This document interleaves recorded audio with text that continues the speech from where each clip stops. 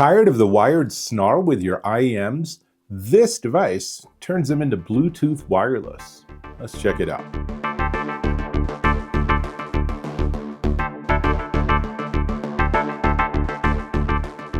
Dave Taylor here, and I have my wired in-ear monitors. These are the Revo Next RX8 IEMs, and they're really nice, and they have really nice sound, but as you can see, I can't quite avoid that cable snarl, and worse, with this, have no way of plugging it into my iPhone.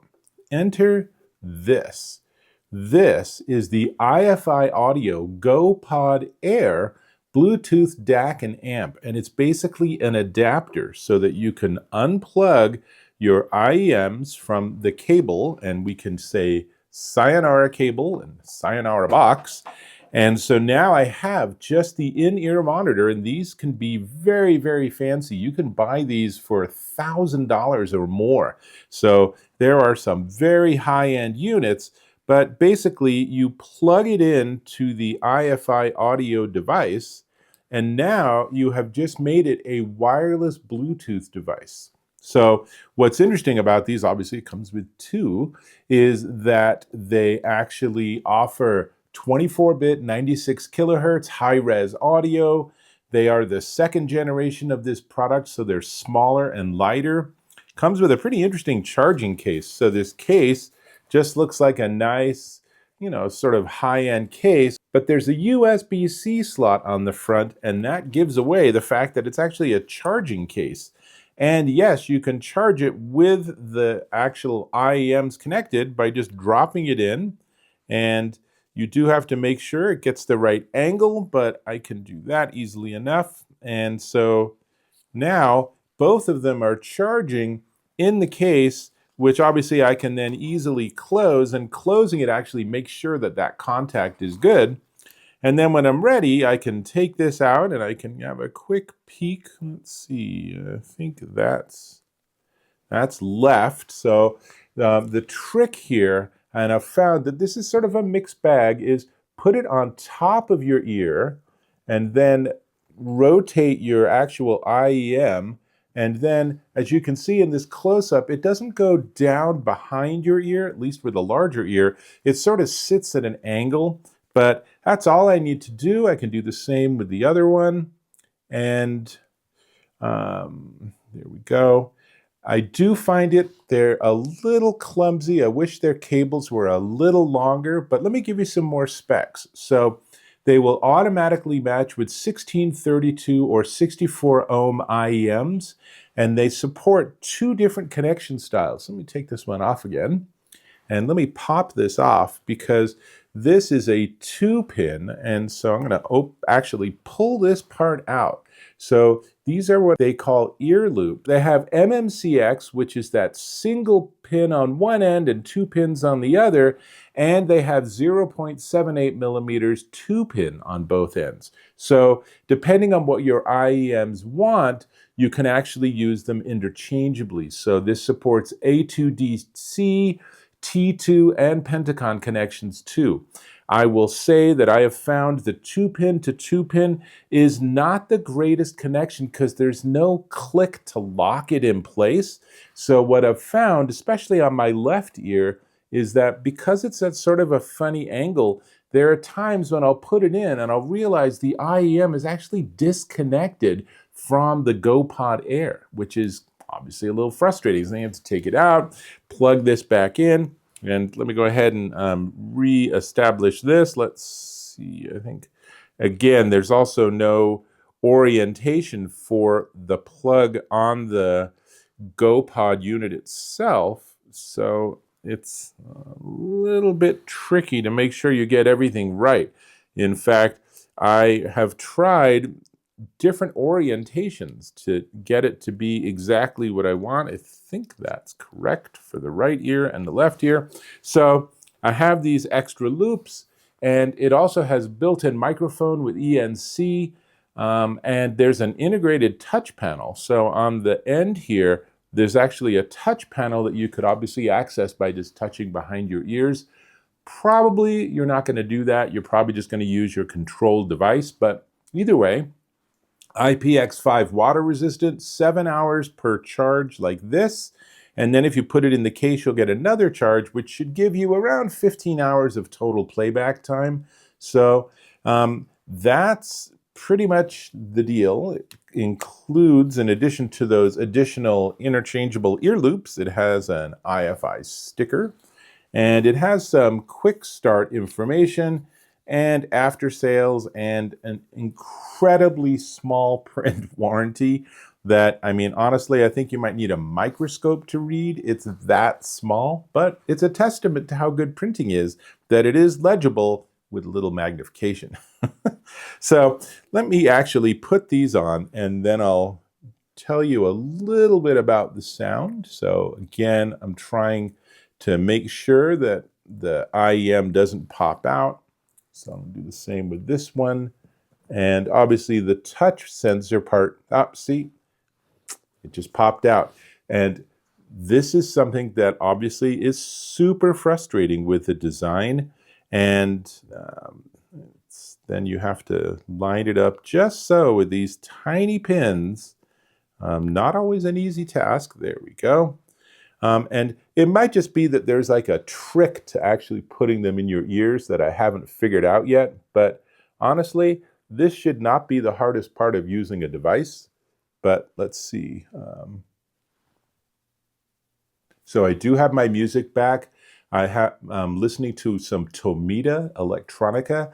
And I have to say that once you sort of get over all of these humps of trying to figure out how it all fits together and making sure things don't unplug, and I do, by the way, suspect that the MMCX is a better connector for IEMs and that you will have much less problem with it.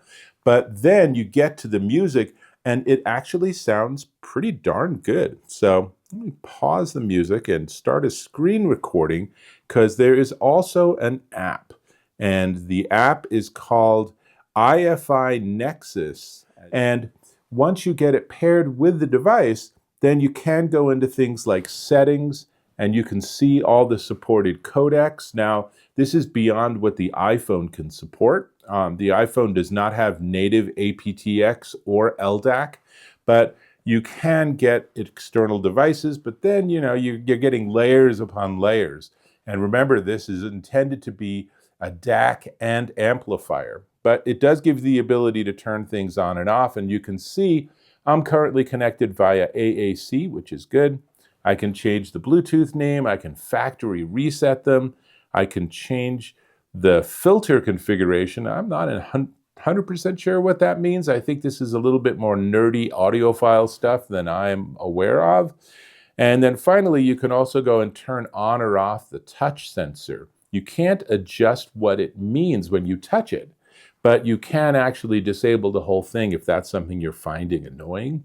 And that's mostly everything. You can also go and update the firmware, but then you get into this puzzle of, choose available firmware online. So it's pushing a lot of requirement of expertise to the user. And some users are going to really love that. So let's choose available firmware online.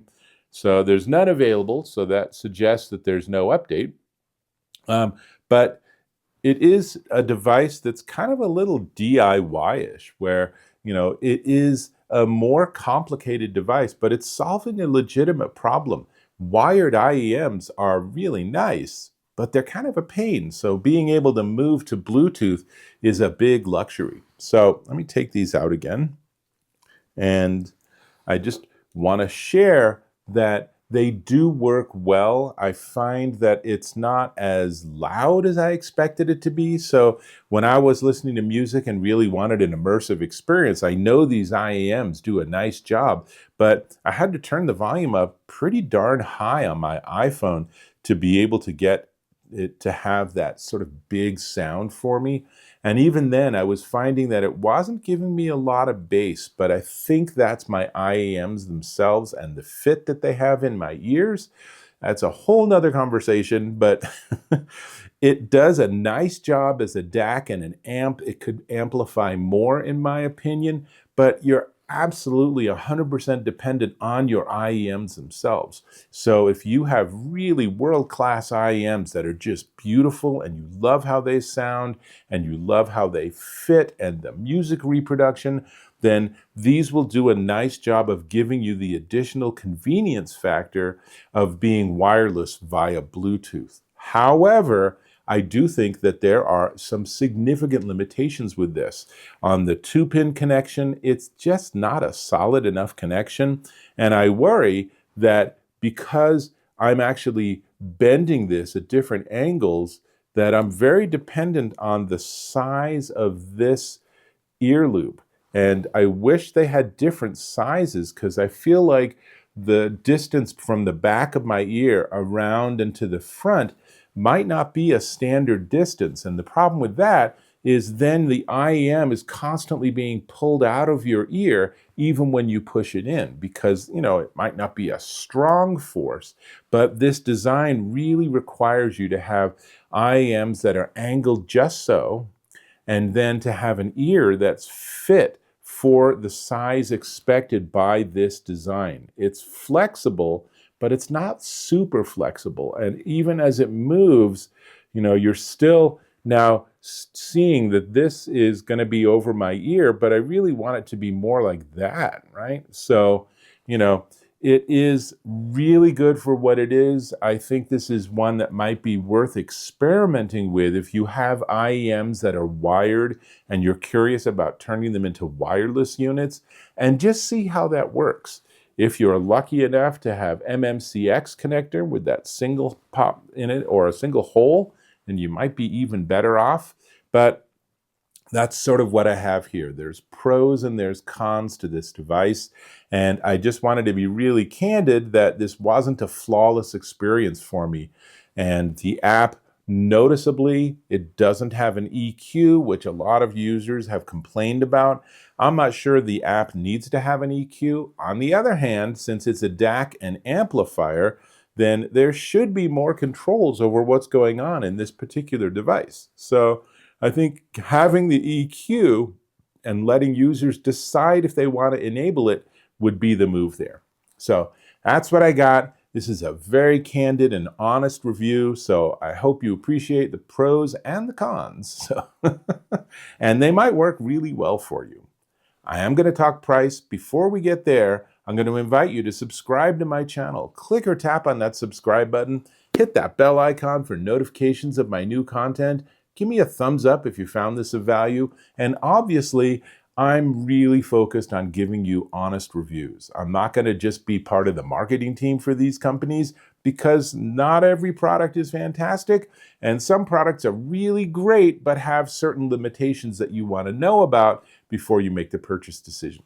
Speaking of which, these are the iFi Audio Go Pod Air Bluetooth DAC and amp, and they are $249 at Amazon.com. Remember, the IEM does not come with it. You get this. So you will need an in-ear monitor for these to be of any value at all. If you don't have an in-ear monitor where you can pop them off of the wire, then there's no point for you to acquire this product. But if you do have an IEM and you want to experiment with making it wireless and see what that experience is like, this is an interesting option that you might want to consider. That's what I got. Hope to catch you in my next video.